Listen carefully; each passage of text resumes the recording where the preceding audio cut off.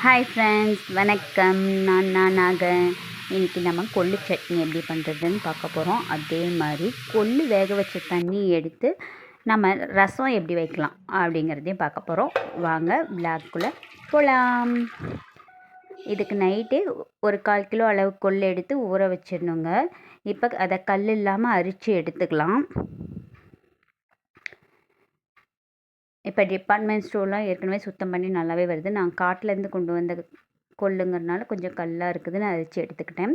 அதுக்கப்புறம் ஒரு சொம்பு தண்ணி ஊற்றி நல்லா கழுவி எடுத்துகிட்டு மறுபடியும் ஒரு சொம்பு தண்ணி ஊற்றி லைட்டாக மஞ்சத்தூள் கொஞ்சமாக உப்பு போட்டு குக்கரை மூடி போட்டு ஒரு 5-6 விசில் நல்லா வேக வச்சு எடுத்துக்கலாங்க. அந்த கேப்பில் ஒரு கைப்பிடி வெங்காயமும் ஒரு கட்டி பூண்டும் எடுத்து உரித்து வச்சுக்கலாம். விசிலும் வந்துருச்சு. அதுக்குள்ளே இந்த பக்கம் ஒரு கடாயில் 1 ஸ்பூன் எண்ணெய் ஊற்றி 2 ஸ்பூன் லைட்டாக கொஞ்சமாக போதும், ரொம்ப போட்டுறக்கூடாது.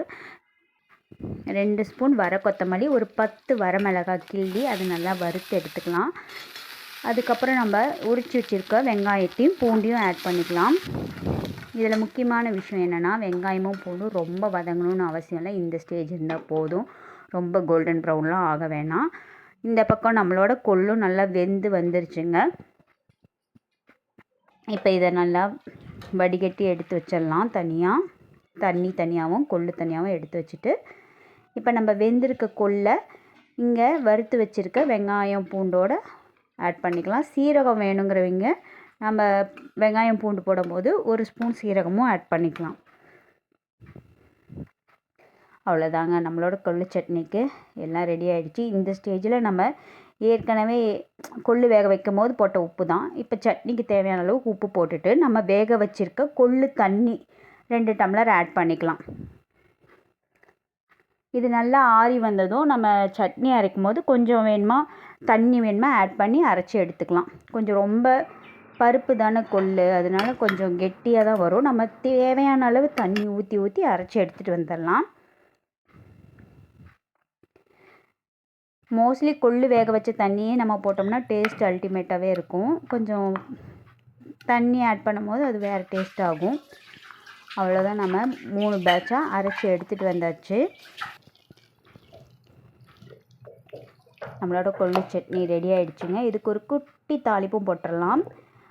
இந்த ஸ்டேஜில் நம்ம உப்பு எப்படி இருக்குதுன்னு பார்த்துட்டு நம்ம மிக்ஸி ஜாரில் கொள்ளு வேக வச்ச தண்ணி ஒரு 1/4 டம்ளர் ஊற்றிட்டு, உப்பு கம்மியாக இருந்துச்சுன்னா தூள் உப்பு போட்டு நல்லா கலக்கி விட்டுட்டு ஊற்றிக்கலாங்க. ஒரு 10 சின்ன வெங்காயம் எடுத்து தட்டிக்கலாம். இதுதான் ஹைலைட்டு. ஒரு கடாயில் 1 ஸ்பூன் எண்ணெய் ஊற்றிட்டு கடுகு போடக்கூடாது. 4 வரமிளகாய், ஒரு கொத்து கருவேப்பிலை, தட்டி வச்சுருக்க 10 சின்ன வெங்காயம், இதையும் லைட்டாக இந்த ஸ்டேஜ் போதுங்க. அவ்வளோதான், ரொம்ப வறுத்து வதங்கி வரணும் அப்படின்னு அவசியம் இல்லை.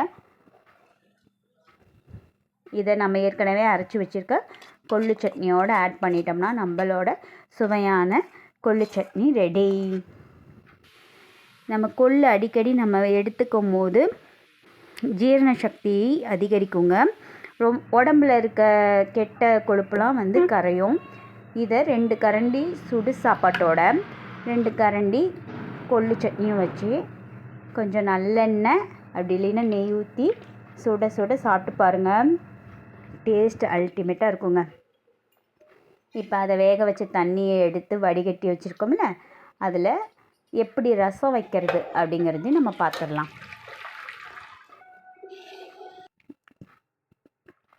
ஒரு மிக்ஸி எடுத்து ஒரு 3 தக்காளி பழம், ஒரே 1 ஸ்பூன் வர கொத்தமல்லி, 2 வெங்காயம், 4-5 பல் பூண்டு எல்லாத்தையும் போட்டு ஒரே ஸ்பூன் சீரக மிளகு போட்டு நல்லா அரைச்சி எடுத்துகிட்டு வந்துடலாம். இதை கொள்ளு வேக வச்சுருக்க தண்ணியோடு ஆட் பண்ணிக்கலாம். இந்த சட்னிக்கு நான் தண்ணி எடுத்துக்கிட்டதுனால கொஞ்சமாக இருக்குது. நம்ம புளி வேணும்னா ஆட் பண்ணிக்கலாம். புளி வேணாங்கிறவங்க தக்காளி பழம் மட்டும் போட்டுக்கிட்டாவே போதும். தக்காளி பழம் மட்டும் போட்டு நல்லா வேணுங்கிற அளவுக்கு உப்பு, புளிப்பு எப்படி இருக்குதோ அந்த அளவுக்கு தேவையான அளவுக்கு தண்ணியும் ஊற்றிக்கோங்க. நான் இன்றைக்கி புளியும் எடுத்திருக்கேன், அதனால் கொஞ்சம் தண்ணி ஒரு சொம்பு சேர்த்திட்டு தேவையான அளவு கல்லுப்பு போட்டாச்சு. இப்போ இதை எப்பயும் போல் ரசம் தாளிக்கிற மாதிரி எண்ணெய் ஊற்றி கடுகு, கருவேப்பிலை, 4 வரமிளகா, ஒரு கட்டி பெருங்காயம் எல்லாம் போட்டுட்டு நம்ம கரைச்சி வச்சுருக்க ரசத்தோட கரைசலையும் ஊற்றிட்டோம்னா நம்மளோட கொள்ளு ரசம் ரெடி ஆகிடுங்க. கொள்ளு ரசம் அடிக்கடி நம்ம வந்து சளி பிடிக்கும்போது நிறையா எடுத்துக்குவோம். ஆனால் வந்து வெயில் காலத்தில் வந்து மோஸ்ட்லி அவாய்ட் பண்ணுவாங்க. ஏன்னா வந்து கொள்ளு வந்து உடம்புக்கு வந்து சூடு ஏற்படுத்தும். ஸோ நம்ம வெயில் காலத்தில் அதிகமாக எடுத்துக்க மாட்டாங்க.